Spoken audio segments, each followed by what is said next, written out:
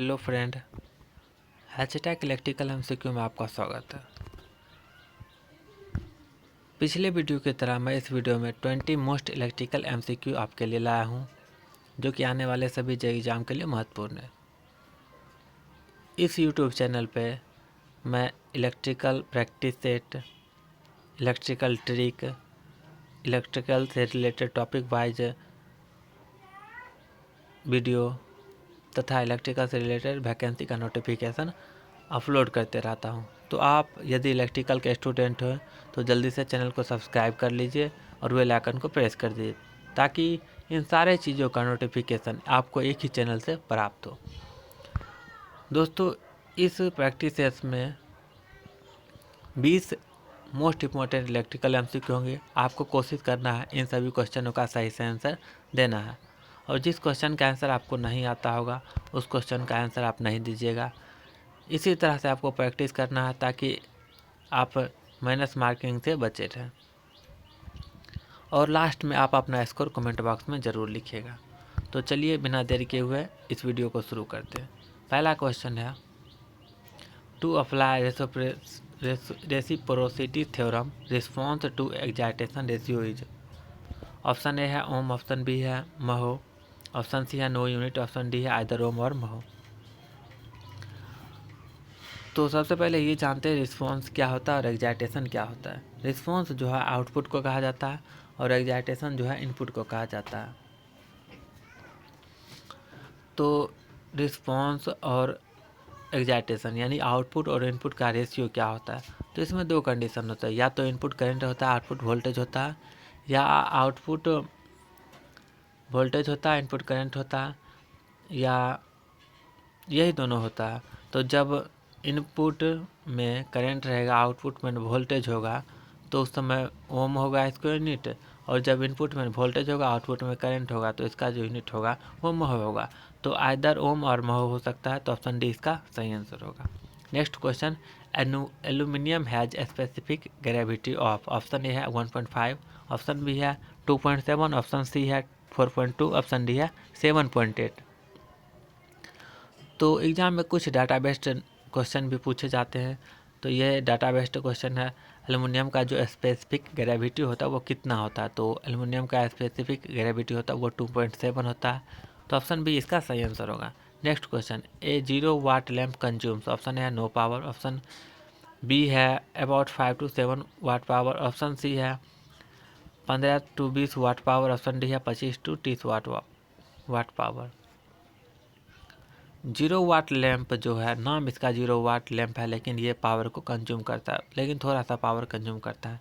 तो ये जो करता है 5 to 7 वाट पावर, लेकिन इसको फिर भी 0 वाट कहा जाता है। ऐसा इसलिए कहा जाता है क्योंकि पहले जो शुरुआत के एनर्जी मीटर होते थे वो थोड़े पावर को मेजर नहीं कर पाते थे, यानी इसमें जो पावर कंज्यूम होता है 5 to 7 वाट होता है, उसको ये कंज्यूम नहीं कर पाते थे।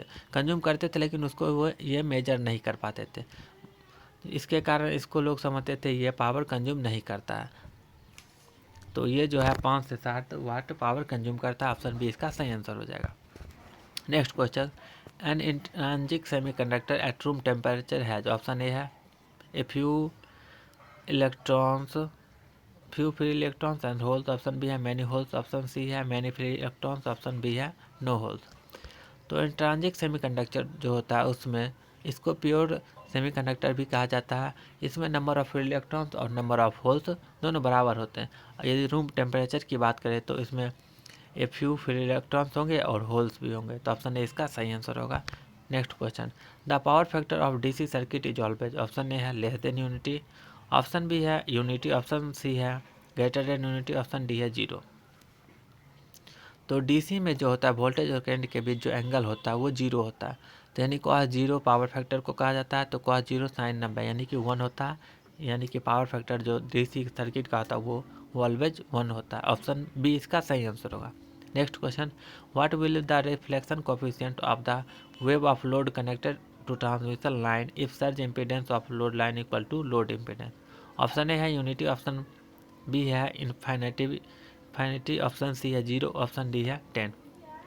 ये जो है फार्मूला बेस्ड क्वेश्चन है। आपको इसके लिए इसके लिए एक फार्मूला याद होना चाहिए। रिफ्लेक्शन कोफिशिएंट का जो फार्मूला होता है वो characteristic impedance minus load impedance बटे characteristic impedance plus load impedance होता है। तो ऊपर में characteristic impedance minus load impedance ये दोनों बराबर है, तो दोनों का जो माइनस होगा जीरो हो जाएगा। तो अंश जीरो हो जाएगा तो रिफ्लेक्शन कोफिशिएंट जो होगा जीरो बटे कुछ कांस्टेंट होगा यानी जीरो हो जाएगा। तो ऑप्शन सी इसका सही आंसर हो जाएगा। Next question, an SCR is a turn off. Option A है reducing anode voltage to zero, option B है reducing gate voltage to zero, option C है reverse biasing the gate, option D है none of the above. SCR जब एक बार on हो जाता है तो गेट इसको कंट्रोल नहीं कर पाता है, तो गेट से इसका कोई रिलेशन नहीं है। इसमें होता है कि यदि आप एनोड वोल्टेज को जीरो कर दे तो एनोड करंट जीरो हो जाएगा और SCR टर्न ऑफ हो जाता है। एक और होता है कि यदि आप एनोड करंट का वैल्यू होल्डिंग करंट से कम कर दे तब पर भी SCR टर्न ऑफ हो जाएगा। तो ऑप्शन ए इसका सही आंसर हो जाएगा, reducing anode voltage to zero. Next question, the output frequency of a alternator depends on. Option A है number of poles and rotational speed, option B है type of winding, option C है rotational speed only, option D है number of pole only. तो इसके लिए आपको एक formula याद होना चाहिए, NS = 120F/P। यहाँ जो फ्रीक्वेंसी जो है स्पीड और पोल दोनों से रिलेटेड है, तो इसका फ्रीक्वेंसी जो है नंबर ऑफ पोल और रोटेशनल स्पीड दोनों पर डिपेंड करता है। तो ऑप्शन ए इसका सही आंसर होगा। Next question, on what factor does the skin effect depends. Option A cross sectional of the conductor, option B है सप्लाई फ्रीक्वेंसी, ऑप्शन सी है permeability of conductor, option D है all of the above. Skin effect जो होता है वो cross sectional of conductor, supply frequency और permeability of the conductor तीनों पर डिपेंड करता है। तो ऑप्शन डी इसका सही आंसर होगा। Next question, in a synchronous motor which loss does not vary with the load. Option A windage loss, option B है कॉपर लॉसेस, ऑप्शन सी है हिस्टैरिसीस लॉसेस, ऑप्शन डी है none of the above. तो load के vary करने से एक बात आप ये क्वेश्चन भी पूछा जाता है कि लोड के वेरी करने से सिंक्रोनस स्पीड का मोटर का स्पीड नहीं बदलता है, यानी सिंक्रोनस मोटर जो है सिंक्रोनस स्पीड पे ही रोटेट करता है, चाहे लोड वेरी हो चाहे लोड वेरी ना हो। तो इसमें जो है सिंक्रोनस स्पीड पे ही रोटेट करता है। तो विंडेज लॉस जो होता है वो रोटेशन पर ही डिपेंड करता है। तो लोड बदलने से सिंक्रोनस स्पीड नहीं बदलता है, जिसके कारण विंडेज लॉस भी चेंज नहीं होता है। तो इस क्वेश्चन का जो सही आंसर होगा ऑप्शन ए होगा, विंडेज लॉसेस।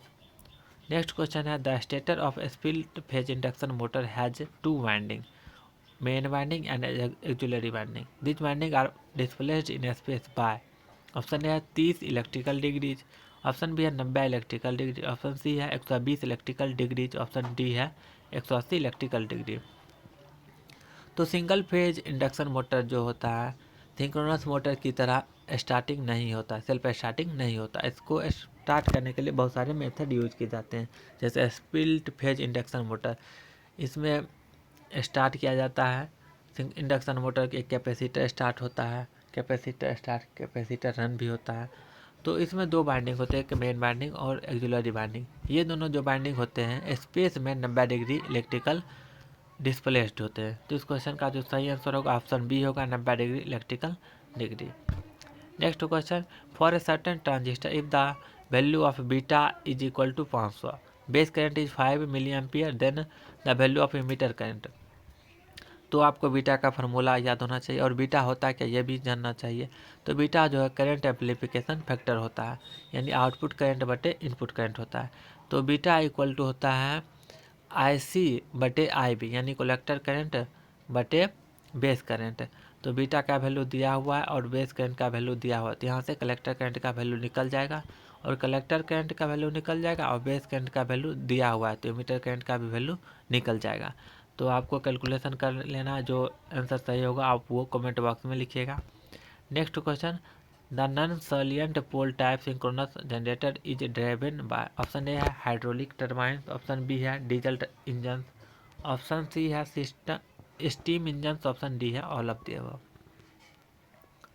तो नॉन सैलिएंट पोल टाइप अगर रोटर की बात करें तो इसमें जो होता है नंबर ऑफ पोल्स कम होते हैं। अगर सैलिएंट की बात करें तो उसमें नंबर ऑफ पोल्स ज़्यादा होते हैं।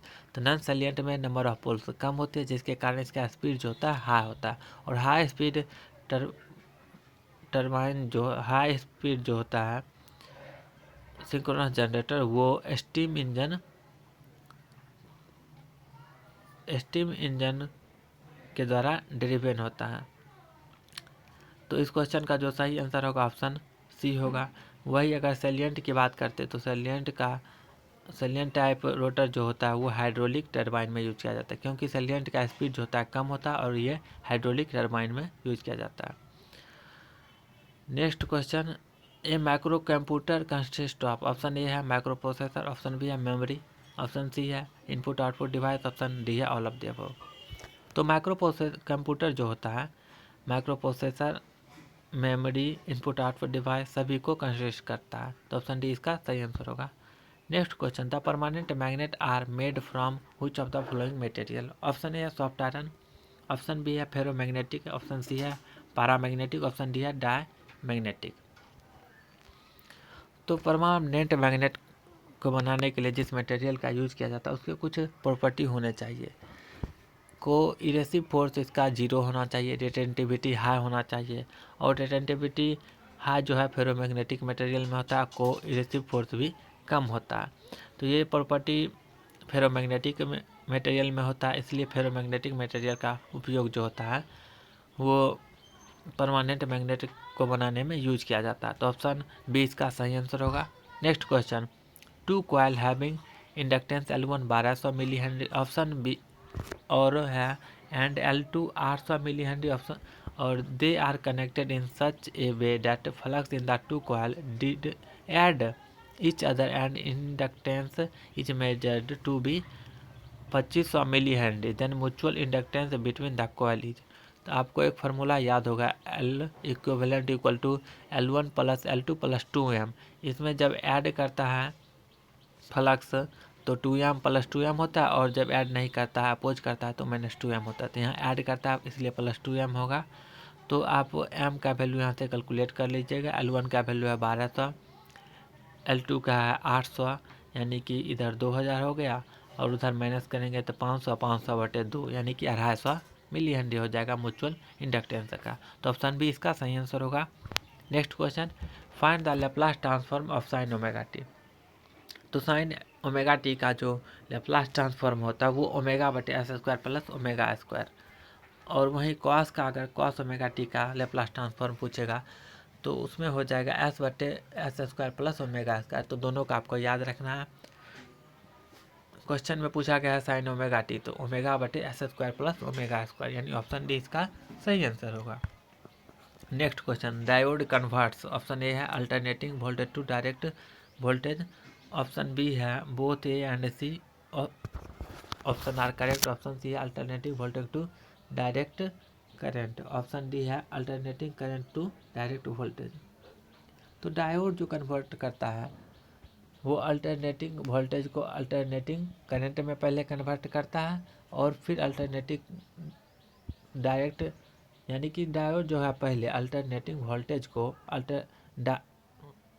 डायरेक्ट करंट में कन्वर्ट करता है, और फिर इस डायरेक्ट करंट को डायरेक्ट वोल्टेज में कन्वर्ट करता है। तो ये दोनों को, यानी कि अल्टरनेटिंग वोल्टेज को ऑप्शन ए है alternating voltage to direct voltage, तो alternative voltage to direct voltage में कन्वर्ट करता ही है। और ऑप्शन सी है alternating voltage to direct current, तो इसको भी करता है। तो ऑप्शन बी इसका सही आंसर होगा, both A and C. Next question, maximum power loss occur during, option A है डिले टाइम, ऑप्शन बी है राइट टाइम, ऑप्शन सी है स्प्रेड टाइम, ऑप्शन डी है ऑल। तो मैक्सिमम पावर लॉस जो होता है वो राइट टाइम में होता है। तो इससे रिलेटेड डिले टाइम क्या होता है, राइट टाइम क्या होता है, स्प्रेड टाइम क्या होता है, ये सभी आपको याद रखना है, क्योंकि इससे भी रिलेटेड क्वेश्चन पूछे जाते हैं। पिछले वीडियो मैंने इससे रिलेटेड MCQ बताया, आप उन्हें जाकर देख लीजिए। Next question, in 2 watt meter method of power measurement if the total power is consumed by 1 watt meter only, then power factor of the system is, option A है 0.8, option B है 0.5, 1.5 option C है 1.2, option D है 1.5। एक formula आपको इसके लिए याद होना चाहिए। tan phi इक्वल टू होता है √3 W2 माइनस W1 बटे W1 प्लस W2। यहाँ जो है इस क्वेश्चन में कहा गया 1 वाट मीटर जो है पावर को मेजर नहीं करता, यानी एक ही वाट मीटर के द्वारा टोटल पावर मेजर किया जाता है। तो यानी कि इसमें W1 का वैल्यू 0 हो जाएगा। तो फार्मूला में अगर हम W1 का वैल्यू 0 करेंगे तो tan phi equal to √3 W2 by W2, यानी कि tan phi इक्वल टू √3 हो जाएगा। तो tan यहाँ से फा कहिए या थीटा कहिए, थीटा कहा जाता है। थीटा का वैल्यू जो होगा tan 60, यानी कि 60 डिग्री हो जाएगा, 60 डिग्री। और कॉस पावर फैक्टर में होता है कॉस थीटा, तो कॉस थीटा यानी कॉस 60 यानी साइन 30 बराबर 1/2 यानी 0.5 इसका सही आंसर हो जाएगा। दोस्तों ये लास्ट क्वेश्चन था। आपने कितना क्वेश्चन सही किया अपना स्कोर कमेंट बॉक्स में लिखिएगा। और इस चैनल पे मैं practice set, topic wise video, electrical से रिलेटेड ट्रिक हो या फिर इलेक्ट्रिकल से रिलेटेड कोई वैकेंसी का नोटिफिकेशन हो, सारे चीज़ अपलोड करता हूं। तो आप यदि इलेक्ट्रिकल के स्टूडेंट हैं तो आप जल्दी से चैनल को सब्सक्राइब कर दीजिए और बेल आइकन को प्रेस कर दीजिए। दोस्तों ये वीडियो आपको अगर अच्छा लगा तो लाइक कीजिएगा, शेयर कीजिएगा अपने दोस्तों के साथ।